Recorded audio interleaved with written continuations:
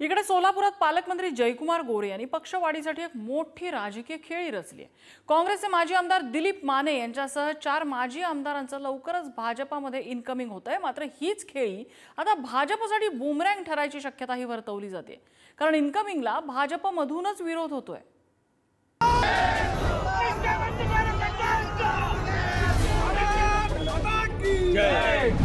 राज्यात सर्वाधिक आमदार भाजपाचे, घोषणाबाजी करणारे कार्यकर्तेही भाजपाचे आणि आंदोलनाचं ठिकाणही भाजपचंच मध्यवर्ती कार्यालय। हा सगळा ड्रामा सुरू आहे सोलापुरात। भाजपात होऊ घातलेल्या इनकमिंगला विरोध करत कार्यकर्त्यांनी थेट पक्षालाच आव्हान दिलं। तर हे आंदोलन स्पॉन्सर्ड होतं असा आरोप करत माजी उपमहापौर राजेश काळे यांनी भाजपा आमदार सुभाष देशमुखांकडे बोट दाखवलं। आमचे प्रदेशाध्यक्ष आदरणीय रवींद्रजी चव्हाण साहेब आहेत, त्याचबरोबर आदरणीय मुख्यमंत्री देवेंद्रजी फडणवीस साहेब आहेत, यांना विनंती करतोय की साहेब पक्षाचा विस्तार नक्की झाला पाहिजे, पक्ष वाढला पाहिजे, पण हे वाढत असताना भ्रष्टाचारी लोकांना या ठिकाणी आपण थारा देऊ नये अशीच या दक्षिण विधानसभा मतदारसंघाच्या सर्व कार्यकर्त्यांची प्रतिनिधींची मागणी आहे। बोलत आहे माझ्या भाजपा कार्यकर्त्यावरती अन्याय होता कामा नये आणि माझ्या भाजपा कार्यकर्त्यावरती कुठलाही कसं त्यांची जागा एकनिष्ठा आहे आणि एकनिष्ठांना न्याय देण्यात यावा। या भ्रष्टाचारी गुन्हे दाखल असणाऱ्या नेत्यांना कायम आमचा विरोध राहील आणि आज तुमच्या माध्यमातून मुख्यमंत्री साहेबांना मी विनंती करतो, अशा भ्रष्टाचारी नेत्यांना भारतीय जनता पार्टीमध्ये प्रवेश देऊ नये। जर खरंच विरोध करायचा असता तर यांनी प्रदेश पातळीवर जाऊन करायला पाहिजे होता किंवा माननीय प्रदेशाध्यक्षांना भेटलं पाहिजे होतं, तिथं शिष्टमंडळ गेलं पाहिजे होतं आणि नक्की काय भावना आहेत त्या तिथं कळवल्या पाहिजे होत्या। हे कालचा आजचा जो कार्यक्रम आहे हा स्पॉन्सर केलेला कार्यक्रम आहे। आज तुमची तिकीटं कापली जाणार, तुम्हाला हे करणार, माझं काय आहे त्यात तुम्ही त्या अभिनय जे करून सांगितलं लोकांना काल माझ्यासमोर चार्ज केलेलं।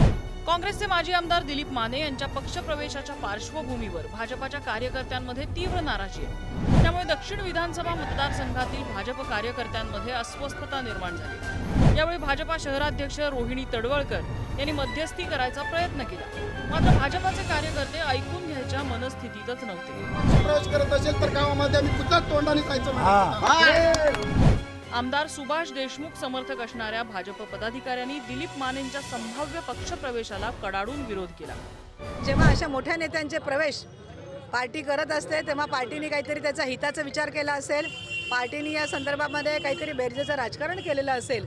हे जे कार्यकर्त्यांनी आता निवेदन दिलेलं आहे, जे येणाऱ्या नेत्यांच्या विरोधामध्ये हे जे निवेदन दिलेलं आहे, त्यांच्या भावना प्रदेशाध्यक्षांपर्यंत आणि माननीय मुख्यमंत्र्यांच्यापर्यंत पालकमंत्र्यांपर्यंत पोहोचवण्याचं काम मी नक्की करेन। ज्या पद्धतीनं अति हव्यासूपणा आणि इनकमिंग करण्याचं प्रमाण ज्या पद्धतीनं भाजपमध्ये वाढतंय, आज त्याचंच फळ त्यांच्या कार्यकर्त्यांना भोगायची पाळी आलेली आहे।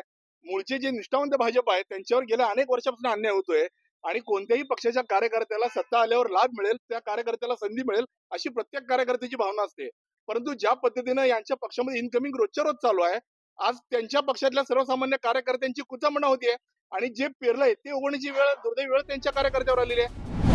सोलापूर जिल्ह्यातील 4 माजी आमदार लवकरच भाजपामध्ये प्रवेश करणार असल्याची चर्चा रंगली। मात्र दिलीप माने भाजपा आमदार सुभाष देशमुख यांचे कट्टर विरोधक असल्यामुळे त्यांच्या भाजपा प्रवेशाला विरोध वाढतोय। या संपूर्ण प्रकरणावर भाजपा आमदार सुभाष देशमुख यांनीही खंत व्यक्त करत धोका निर्माण होऊ शकतो असं म्हटलंय। 2-3 आमदार इथे सोलापूर तसंच आहे, अक्कलकोटचा आमदारचा विषय तसंच आहे, शहरातल्या दोन्ही आमदारांचा तसंच आहे, विजय मालकांचा विषय तसंच आहे, कोटे साहेबांचा विषय तसा आहे।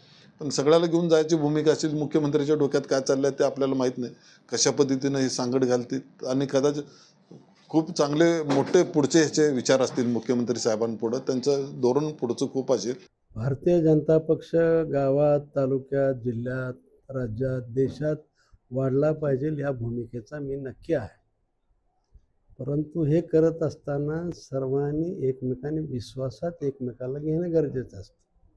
स्थानिकांची काय भूमिका आहे विचारलं गेलं पाहिजे, एवढं करावं असं मला वाटतं। आणि नवीन जे लोक येतात त्यांनी किमान 3-4 वर्ष तरी पक्षासाठी करावं काम आणि मग पक्षाने त्यांना कोणतीही भूमिका द्यावी काहीच अडचण नाही. सोलापूर जिल्ह्यातील अजित पवारांचे समर्थक असणारे बबनराव शिंदे, राजन पाटील, यशवंत माने हे भाजपाच्या वाटेवर आहेत. परिणामी पक्षातलं डॅमेज कंट्रोल करण्यासाठी अजित पवारांनी कृषी मंत्री दत्तात्रय भरणे यांना सोलापूर जिल्ह्याचा दौरा करायला सांगितलाय. बबन शिंदे यांचे बंधू माजी आमदार संजय मामा शिंदे यांच्या निवासस्थानी बैठक घेत सोलापुरातल्या पदाधिकाऱ्यांसोबत भरणे यांनी संवाद साधला. भारतीय जनता पक्षामध्ये संदर्भात एक फार मोठी म्हण आहे, ऐसा कोई सगा नहीं जिसको भाजपा ने ठगा नहीं, ऐसा कोई सगा नहीं जिसको बीजेपी ने ठगा नहीं. अजित पवार तो त्याच्यासमोर की झाड की मुली. पगारी नेते संजय राऊत हे गँग्स ऑफ ठगचे सरदार आहेत. ज्या पद्धतीनं भारतीय जनता पार्टीवर टीका करतायत, खरं तर भारतीय जनता पार्टी ही लुटत नाही तर जनतेची सेवा करते.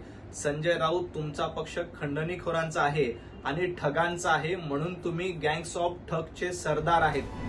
पालकमंत्री जयकुमार गोरे यांच्या मार्गदर्शनाखाली सोलापुरात मोठी राजकीय खेळी रचण्यात आली आहे. मात्र हीच खेळी आता भाजपसाठी बूमरँग ठरण्याची शक्यता वर्तवली जाते. भाजपामध्ये नव्या चेहऱ्यांना सामावून घेताना जुन्या आणि निष्ठावान कार्यकर्त्यांची नाराजी ही पक्षासाठी चिंतेचा विषय ठरू शकते.